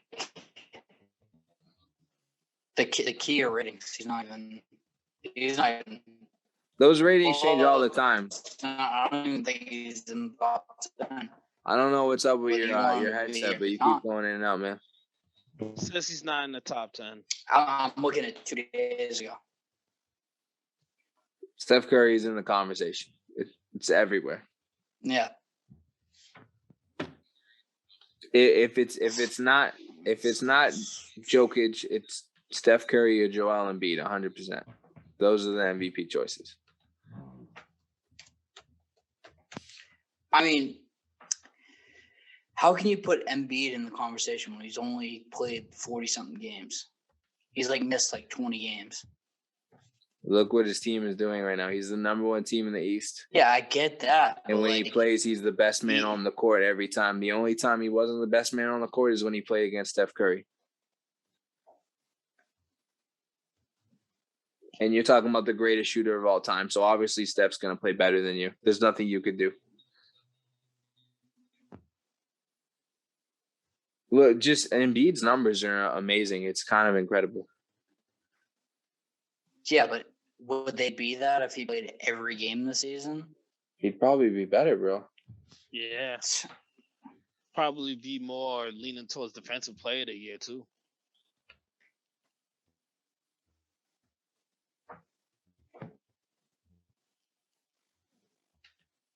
Break. All right, guys. You got a final word of the day for me? All right. King, let's start with you. Real quick. No. Hold on a second. King, let's start with you. You got a final word of the day yet? Fasting. Last thing of the day. Last word. Last thing I'll say, I'm waiting for the NBA season to be over. I'm ready for the playoffs, man. Because this shit needs to happen. Well, I mean, playing tournament is going to start soon, so we're almost there, bro. Season's almost over. Need the double champ, bro. I think it's a good. I just need the shit to be finalized, man. You know what I mean? The top crabs on the bucket. It's different, bro. I hear you. Crabs on the bucket. It's different. All right, Bobby, before I move on to you, I already know what you want to talk about, so I'm going to just segue into that. Do your shit. Right now, we have some very disrespectful shit going on in the world. You know, I grew up boxing. I love boxing. I grew up watching boxing. God. I don't know what's going on right now in the world, but the fact that we saw today Jake Paul take Floyd Mayweather's hat off his head and say, "I got your hat," to me is asking for a death sentence. Now, I'm not a fan of this bullshit, celebrity boxing setup and Floyd Mayweather coming out of retirement to fight. Nobody's like this clown, Jake Paul. I would love to just punch the dude right in the fucking nose. Jake Paul, if you're hearing this, you're a fucking clown. I challenge you, buddy. I'll take no money to just punch you in the fucking face, you fucking jackass. But Floyd Mayweather, Jake Paul, met up today, got into a little altercation. One of Mayweather's bodyguards apparently punched Jake Paul in the eye today. But I'm gonna let Bobby get into it. He's gonna be our fighting commentator for all the fights moving forward. So, Bobby, what are your thoughts on this? What do you think's gonna happen? Let me hear it. All right. First off, I'm gonna say this: Floyd Mayweather needs a fucking haircut or a lineup or something. His hair was fucking. Yo, hold on a second. Hold on. Before we continue, there's a reason why Kurt's wearing a beanie in the video. I don't know why you're wearing a hat, but when a man wears a hat, right, that means his hairline is not on point. He has not been cleaned up. He is not crisp. He did not go to the shop yet. For a man like Floyd Mayweather to wear a hat out in public when he usually doesn't wear a hat, that means he was not prepared to be on camera. He does wear the Team Money Team hat. No, he does. But for the most part, he's not wearing that. He's showing off the freshie. So this man has more money than all of us will ever. Well, you could say that. So you could say that, but go ahead. he also did an interview afterwards without a hat. So I mean, you can't say he's covering. I mean, at that point, it was all over. Well, I got your hat. His hat was gone. He got put on point. It doesn't matter. He was on blast. All right, so let me break this down real quick. We're just gonna talk about the Paul brothers real quick. So unfortunately, the Paul brothers have taken the world by storm, which fucking drives me nuts because they're both pussies. They're both soft. It's like watching a 10-car pile up. You don't want to watch, but you can't look away. They definitely have changed the sport of boxing, whether you like it or not. Pretty much talk as much shit as you possibly can and get a huge payday. McGregor did that, but McGregor could actually, back it up. Jake has called out Des Bryant, Juju Smith-Schuster, Rob Gronkowski, Ben Askren, Daniel Cormier, McGregor, LeBron James, Nate Diaz, Usman, Cody Garbrandt, Dylan Danis, Marvin Vittori, the list goes on. I had no idea that he called out Usman. He calls out Mayweather's everybody. dumb. To call out Mayweather's dumb, but to call out Usman is just fucking stupid. It just drives me nuts. You know, like, it was funny up until today. It's fucking crazy. Floyd Mayweather's the best boxer within the last 100 years. Best boxer, 50-0. He's been relevant since 1996 when he won the bronze medal in the 96 Olympics. It's just fucking crazy. Like, I get you want to talk shit and make a name for yourself and so on and so forth, but like, I'm gonna say this, and it's gonna be wild, but to me, and I'm not even a huge Floyd Mayweather fan because he pieced up my boy Conor McGregor in 10 rounds. And me and you I won watched this $100 off ago. that. Thank you again for that $100, brother. But Mike Tyson said this, and like they were talking, like there was a whole room, and one dude's like, oh, the whole Conor McGregor thing was a spectacle, so on and so forth, and Mike Tyson's like, well, you got to look at it like this way. Conor McGregor won 10 rounds with the best boxer in boxing in the last 100 years. But like a dude like that, someone that's basically the Tom Brady of boxing, and you come up and you disrespect him like that, you come up, you're not even fighting him. It's your brother's press conference. And you come up and you go on TikTok before, and you're like, I'm going to steal this dude's hat. You're lucky to get fucking the 3-piece and a fucking soda right there. It's absurd. It drives me nuts. Like, I thought it was funny, you know, like this dude went to UFC 261 and he was in Daniel Cormier's face, like, keep my name out your mouth and all this shit and so on and so forth. And it's just, I just don't get it. And I hope, I mean, Logan Paul is going to have, I don't know if they're going to fucking, they fight, I think it's like June 6th or something like that, but he's probably gonna have a huge weight. It's coming up because I can't see Logan Paul getting down to any weight that's relevant to Floyd Mayweather, but I just don't see him going at that speed. Another thing, which is completely off topic, but I mean not really. Chad Ochocinco Johnson on the undercard. On the undercard, yeah. Which is fucking huge. Who's he fighting, crazy, by the way? It hasn't been announced yet. And I know there was an NBA basketball player. I forget it. I think it was Nick Young. Nick Young said, I'll take that. Yo, Swaggy P is boxing. Swaggy P called out Chad Johnson. Swaggy P called out Chad Johnson. But the biggest thing, like, so back to the whole Jake Paul thing. Yo. He's 3-0 as a pro boxer. 3-0. He fought a YouTuber. He fucking disrespected Nate Robinson in front of fucking everybody. That was bad. Looks like he's never, fought anybody in his life. And then he fought Ben Askren, who is, an Olympic wrestler. He was a college wrestler. He wrestled at but wrestling and standing up and boxing are two different things. That's what I mean. When he was a UFC fighter, he wasn't a stand-up guy. He was always a wrestler. Even when he fought in Pride, and I think it was Bellator, he has no stand-up. So this dude's picking his opponents. I know he's got a match with Tyson Fury's like half brother.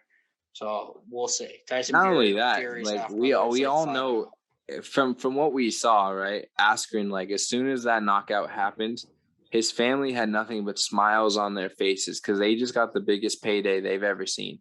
And I'm not a hater. I respect hustlers. Like I said, we are angry fans, but we might create an OnlyFans just for you to subscribe to our podcast. For all those women out there getting the money on OnlyFans, I respect the hustle. So for Ben Askren to take it on the chin, get knocked out, and walk away with that payday, respect to him. I think he's a clown, but respect to him. Dude deserves an Oscar. That was a complete fucking fall. But no, the fight before that fight, or whatever, on this Thriller fake league, WWE league, like. By the way, it was terrible. Pete Davidson walking around talking shit. It was just bad. It was bad. I don't know whose entertainment thing that is, but that was terrible. Who runs fight that shit? Canelo, fight Triple G, Snoop Dogg. Yeah, he's slacking. He needs to fix that shit. And Triple G came out and said that he'll get in a sparring session with this guy. He said he'll do 10 minutes for a sparring session. I don't think he would survive that. I think he would be given a concussion. I would pay money to watch that sparring session. Mayweather got lucky and fought Canelo when he did because Canelo was still young and up and coming. But now if they fought, Canelo would kill that man. Canelo would kill Mayweather. 21, 22 when they fought last time? I don't remember the exact age, but I remember watching that. I remember I was over in Okinawa, Japan at the time, and the couple dudes I served with, they were betting against Floyd Mayweather. They're like, "Oh, this dude's gonna fucking win," so on and so forth, and then he got smashed. No, but Canelo. So the thing is, once again, Canelo was super young. Canelo was super young. He wasn't as disciplined as he is now. And Floyd Mayweather he's a strategic defensive fighter. And all he had to do was make Canelo miss with those power punches and just hit him with combos. And that's exactly how Floyd won. It was a slow and steady fight all the way to the end. It's not like he knocked out Conor McGregor. You know, Mayweather was on the run for that fight. He could have lost that fight. But if they fought again now, Mayweather wouldn't last. Well, that's Canelo's only loss. He's 55-1-2. And to take a loss against somebody who's known as the greatest fighter of all time, I mean, that's pretty damn good. That's pretty damn good. All right, so now I'm going to take your guys' predictions on this fight. I'm going to start with mine. I think this fight with Mayweather is going to be 2 rounds. And the reason why I say it's going to be 2 rounds, I do think Mayweather is going to win by a TKO. The reason why I say it's going to be 2 rounds, especially because of the bullshit we just witnessed today. I think Mayweather is going to do what he did to Conor McGregor, and I think he's going to toy with him.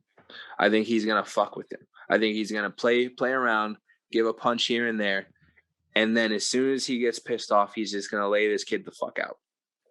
And I think he'll do that in the second round to prove everybody that he's a chump. But I do think in the first round, we'll see some dancing and we'll see some shit talking. What do you guys think? King, I'll start with you. I'll say I think Floyd is probably gonna. I agree with what you say. I say he's gonna fuck around with him. He's gonna show him what real boxing is. But I still don't think Floyd should be the one, man. He gotta fight someone in his weight class. Once he fights someone at the professional level in the weight class, at least fight someone who's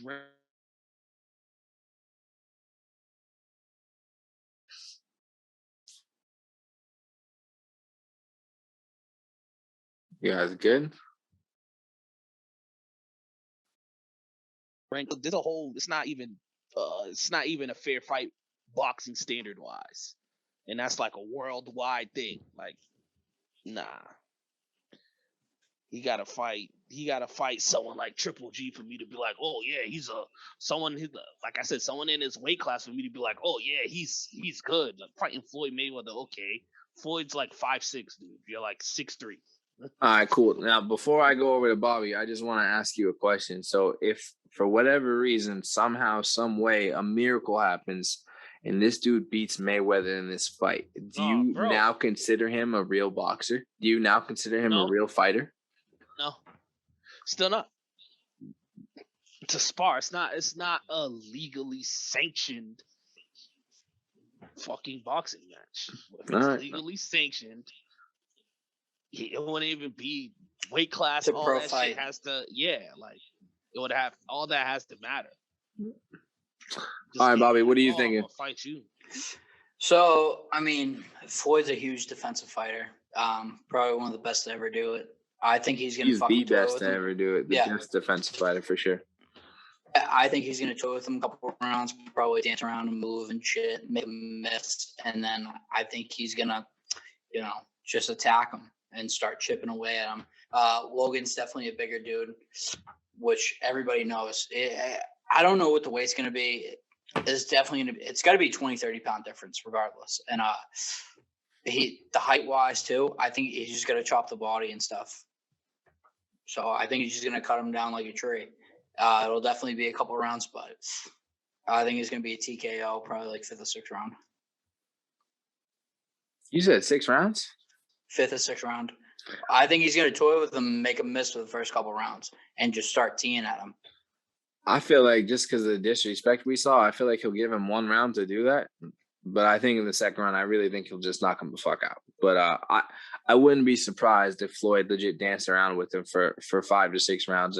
I would hate to see that because I don't want to pay money to see that, but I would love to see the knockout in the second, just so I can go about my day at that point, because I don't really care. But we will be going over that fight on a podcast. We'll probably be doing it live while it's happening. We'll talk about that another day. Do you guys have anything else to add before we end the show? I just want to go over games this weekend, sporting events, etc., so on and so forth. What's going on? So games this weekend, extending from Friday, May 7th through the 9th. We have the fucking Wells Fargo Championship for the PGA Tour. We got a NASCAR Cup Series race down in Darlington, South Carolina. 10 NBA games Friday. One of my favorites is Crybaby LeBron versus the Trailblazers. Saturday, we got 9 games. Sunday, we got 8 games. Especially Sunday, we got the Celtics versus the Heat. Fighting-wise, it's going to be a great game. Great game. What do you call it? Saturday, Bellator 250. Actually, Friday, Bellator 258. We have Anthony Rumble Johnson. He's back after 4 years.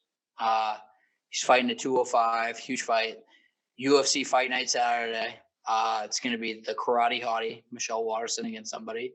And then you have Canelo versus Saunders. They're both he's got one loss to Floyd Mayweather, which we just went over. But Canelo's going to win that fight. I already got money on Canelo. So the biggest thing is it's at AT&T Stadium down in Dallas where the Cowboys play. MLB, we got the Sox 4-game series in Baltimore from Friday to Monday. And then the Bruins are playing the Rangers, who just had a huge thing. They had one of their players get pretty much fucked up Monday, and then they had all-out brawls Wednesday night, which was phenomenal.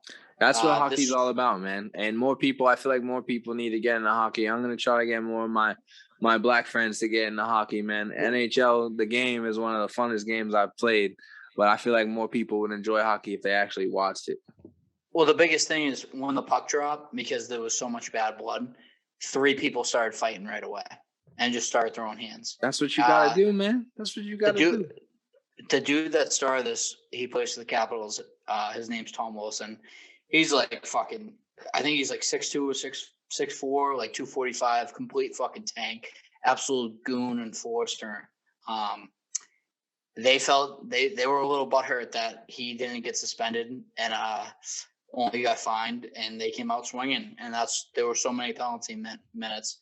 This past week in sports, since our last podcast, Carmelo, sorry for the disrespect. Carmelo Anthony scored 14 points against the Hawks on Monday to bring him to 27,318 points for his career. He's now passed Elvin Hayes, and he's 91 points behind Moses Malone for the next spot. Hold on a second. That deserves a little golf clap. Give it up for Carmelo Anthony. Thank you. One of my favorite players to watch growing up. He deserves that, and I'm happy he's able to move into that top 10. Pretty soon he will be top 9. We know that for sure. Mm-hmm. But go ahead. I apologize. Russell Westbrook had another crazy triple-double. This dude could score 0 points for the rest of the season, and we'll still average a triple-double. That's first of all, let's think about that for a second. This man cannot do anything for the rest of the season. How many games do they have left? You know how many games they have left? Like 14 to 16 or something like that. The fact that he doesn't have to do anything. 8 games, bro. Yeah, I know. What are you talking about? Everybody's 16. Everybody's 66 games in. Oh, they only have 82 games in the season. 82 games in the season. It's a pandemic, Bobby. We live in a pandemic right now. 72, bro. They 72. They shortened the season. God. Anyway, the fact that he can go all those games left without recording one stat and average a triple-double. This is his 4th consecutive year averaging a triple-double. I'm not a Russell Westbrook fan. I'm not. I think he is a terrible decision maker. I think he's a terrible shooter, but I will not discredit the fact that the man is an absolute baller and one of the best to ever do it. And if he ever wins an NBA championship, I think he will be arguably known as one of the greatest players of all time. But because he doesn't have that, he'll never get that credit. But go ahead. They just came out and said he's second behind Magic Johnson. But if he gets an NBA championship, he'll be first. I agree with that statement. Bruins clinched the playoffs for the 5th straight season, which is huge. One of the biggest things that came up, I mean, these are the last 2 things, but they're both fucking huge. Nick Diaz is in talks with the UFC to fight again. He is 37 and hasn't fought since January of 2015. He looks great. He looks like he's in great shape. He was at UFC 261, and he talked to Dana right after Dana did his press conference. The biggest thing, and this hasn't happened since the 60s, DK Metcalf is competing in the USA Track and Field Golden Games and Distance Open on Sunday, this Sunday, Mother's Day, in the 100-meter dash. He ran a 4.33 at the Scouting Combine in 2019. He'll have to break a 10.05 seconds to qualify. I have faith that he'll do it. There was a guy that played for the Cowboys in the 60s. I think it was 64. He won a gold medal. And then he was drafted by the Cowboys in 65. But I think that deserves a golf clap for DK Metcalf. Doing it for America. He's going to win that gold. Really. He's going to do it. You see the new NFL rule? What's that? What's the new rule? If you get hurt on the offseason, you don't get paid. I don't think DK is going to get hurt. That was right. He's so healthy, man. Right. He's good. That was all right. Speaking of that, real quick, this will be definitely the final topic.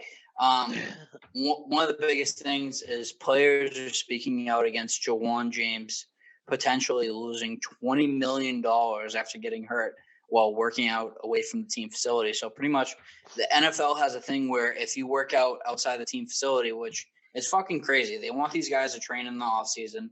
Pretty much he got hurt training outside the team facility, right? And he could lose $20 million. Hopefully the NFL Players Association gets involved and they can settle this and fucking deal with it. Hold on a second, real quick. Is there a video of him getting hurt? No, I haven't seen anything online. So we don't know if he actually got hurt in his own private gym. We don't know the specifics. We don't know if it's true or false. Right now, it's all speculation. If it's a rule and he knows that, then especially if all that money is on the line, I'm just going to use Josh Gordon as an example. Almost everybody smokes weed in professional leagues, but the reason why this man can't play in the NFL now is because he keeps smoking weed. So if you know not to do something, don't do it, especially when you're making millions of dollars. So I don't want this dude to lose his money, but will I be upset if he doesn't get it? I don't care. It's a rule. You know it. Don't do it. It's that simple. $20 million? Like you got guys realistic, like, bro. So what? Patrick Mahomes commented on this, and he said, so they're going to take his contract for working out in the off season. Like, can you imagine? Like, so let's just say hypothetically. So I think this dude plays for the Broncos, right? Did he sign the contract? Denver. Did he sign his NFL contract? I get that, but like he's taking the initiative to work out. He's not trying to be like Eddie Lacy that puts on fucking 30 pounds in the off season, right? That's like a porn star signing a contract saying she's going to take it up the ass, and then she gets anal bleeding and she tries to sue. Like, it's not my fault you're bleeding out your ass. You signed the fucking contract. You chose to take it up the ass. Well, he's not suing. So I'm just using an example. So let's say dude's from Georgia, right? He's working out his hometown, and he plays for the Broncos. He's working out his high school, Maybe he's running a camp. Maybe he's helping the kids out, in his hometown and shit. No. He gets hurt. No. I don't care. No, do you? It don't matter. Soon, if you're not on the team facility, you hurt yourself, bro. That's your contract. You did it to yourself, bro. No, bro. Don't. The NFL so say you go NBA, home, bro. The NFL is not the NBA. That's craziness. The NBA. I will say this: the NBA would take care of the player. The NBA would take care of him. So the MLB would take care of him. The NFL, should no. even be taken care of. You're getting paid $200 million off of Pujols. How much Albert Pujols just? Come on, man. Oh, that's another Like, thing. Dude, baseball, you're getting paid crazy. The NFL does not respect. The owners do not care for bro. I think it's because there's so many, there's how many spots in the draft, how many rounds in the draft, bro. There's that many people. So if you get hurt, bro, you're replaceable. Next man up. It's the fact that I'm a person, bro. Like, I work for you, and you saying me not doing what I have to do as an athlete, which is train on my personal, and I get injured, and you're like, oh, nah, yeah, we don't need you. Like, no, nah. Bro. Now, hold on a second. Because I agree with what you're saying, and I'm not arguing different. But at the same time, at the end of the day, I'm in sales, man. I do contracts all day, every day. When you sign for something, it's your agent's job to make sure you're protected, and it's your job to read over it as well. And if you didn't read it and you left it to your agent, that's your own fucking fault for hiring that jackass for not doing his job properly. He should have made it known that he's going to work out in his hometown in Georgia every summer, every offseason. He's not from Georgia, but hypothetically. I don't care if he plays for the Broncos and he lives in Georgia, wherever he lives. I don't care. You said Georgia earlier, so I'm saying Georgia. And he knew he shouldn't have been there working out. He did it to himself, and he fucked himself. That's like me getting mad at my job for firing me when I smoked weed and I failed my drug test. Oh, but it was my day off and I was off the clock. That doesn't change anything. Yeah, I don't like. It doesn't matter what you guys have to say. The contract is the contract. That's the end of it. And I feel bad for the guy because nobody wants to be out 20 mil. You want that bag, but I have no sympathy for somebody who did it to themselves. You want to hear the injury? All right. Let's hear the injury. Is it a groin injury? What do we got? Achilles. Tore his ACL. Damn. There you go. Damn. Already he's not a rookie, so he already purchased. He's living a millionaire lifestyle. That's what I'm talking about. Like, that's why it hurts, bro. You're already accustomed to a millionaire lifestyle. That comes down to your agent and your finance manager. Those people should have already told you what you should be doing, what you shouldn't be doing. And I'm sure he's married. His wife should have been telling him what he should be doing, shouldn't be doing. If she's not, that's not a good woman. Get you a new woman. If you're gay, get you a new man because they ain't looking out for you, bro. Yeah. They ain't helping you, bro. You need somebody in your life to put you on. She's marrying a doctor. All right. He's marrying a doctor? I said she is. Whoever's wife in this hypothetical. Oh, yeah. She's gonna go marry a doctor, bro. You about to be living at your mom's house to be a janitor for your fucking high school real soon, bro. I hope he saved some money. All right. The last segment of this episode, right? We've been done with the last segment, bro. I mean, all right. At the end of the day, what do you ever got to say? All right. So this just happened today. The Angels released future Hall of Famer Albert Pujols. So do you guys think he should go to? He's 41 years old. He hasn't had a good season, batting average wise, and he's batting. I saw that 4 years. He's batting like 219 right now. It's absolutely terrible. Yeah, he's been a below average hitter since dating back to 2017. Yeah, ever since he got hurt, he hasn't been the same. And I'll never forget when he signed that 10-year deal for like $240 million. Yeah, 10 years ago. Year. And it was incredible, and I was so happy for him because when he was on the Cardinals, he was one of my favorite players. The guy couldn't do any wrong. But ever since he went to the Angels in that first year, he had a solid year, but he lost a step. He was never the same guy, and he was one of those guys that I thought were lucky enough to as soon as he got his payday, he just stopped being the guy that they paid for. It's kind of like when Dez Bryant got his money. Dez Bryant was never the same. Demaryius Thomas got his money. Demaryius Thomas was never the same. People don't even remember Demaryius Thomas. That's how sad that is. But a few years ago, he was one of the best receivers in the league. There's just a lot of people who get that money and they just don't compete anymore. Yeah, he was in the trifecta. I feel bad for Albert Pujols, but that's what baseball pays for. I mean, like, once again, he's 41. So when he signed that big contract, he was 31 years old. So the fact that he was able to get that bag when he did, that's amazing. And that's why I love the MLB. And I think people can, you can be in your 30s and make all your dreams come true and take care of generations beyond generations.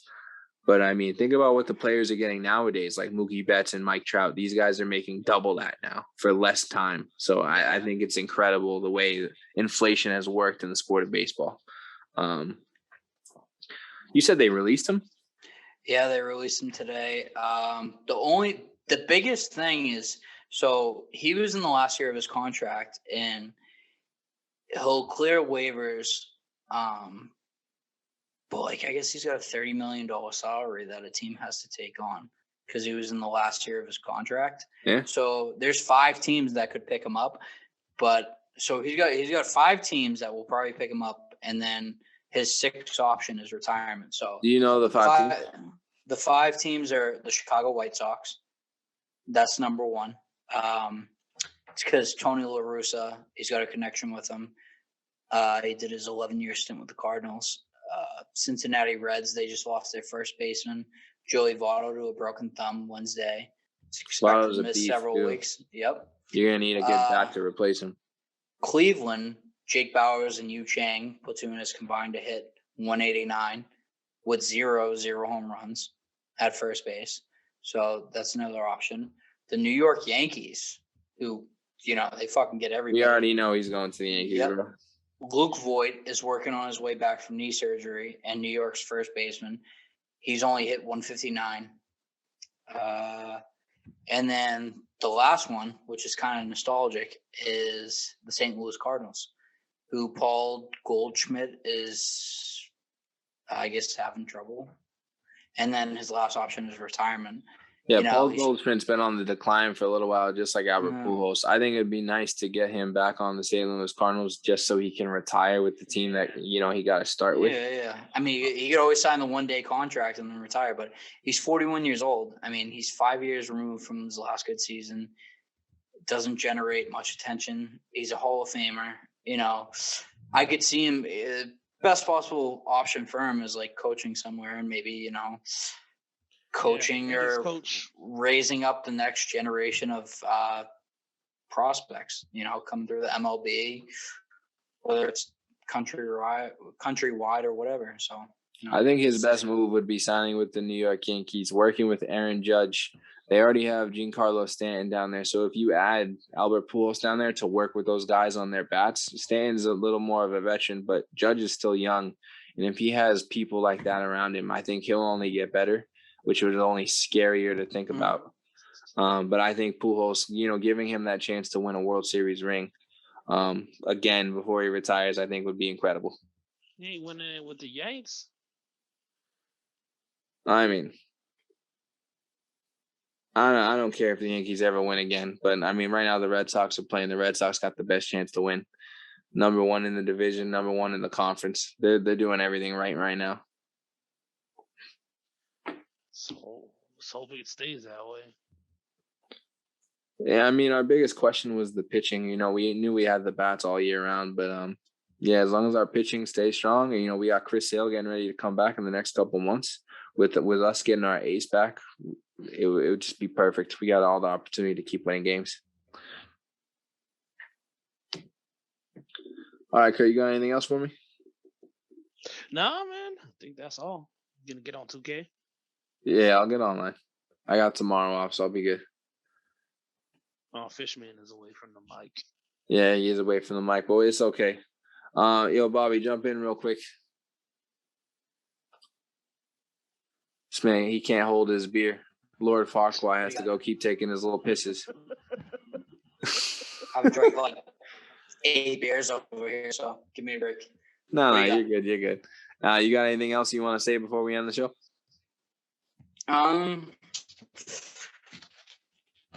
Gotta say, Jake Paul's a bitch. Both the Paul brothers. Can't wait for the day. I posted it on our Instagram page today. Can't wait for the day he fights a real boxer and gets knocked the fuck out, and he goes not backwards, doesn't land on his back, but lands on his fucking chest and his face. can't wait for that. Those are my closing remarks. I agree with that, and I'm happy about that fight. I'm looking forward to it. So once again, we're looking forward to the Paul brothers getting their ass kicked. Mayweather getting that dub. We're looking forward to Steph Curry winning his MVP. We all know Steph deserves MVP. Sorry, Jokic. Sorry, Embiid. Sorry, Giannis. Nobody gives a fuck about you. Put Julius Randle in the conversation. Put Chris Paul in the conversation. I'm going to throw that out there. But no, we're going to end the show on that note. Once again, we are Angry Fans, a podcast for any fan and every fan. We're going to be covering everything from anime, movies, music, sports, and video games. We're going to be going live on Fridays with our other topics, but Thursdays moving forward will be sports. And once again, we will be doing everything from fantasy to real life. I'm your host, Afro. These are my guys, King and Lord Fish. You can find us on Spotify, Apple Music. Get at us on social media at Real Angry Fans or at Angry Fans on Facebook, Instagram, Twitter. Until then, you guys enjoy your night. Peace. Peace. That was good.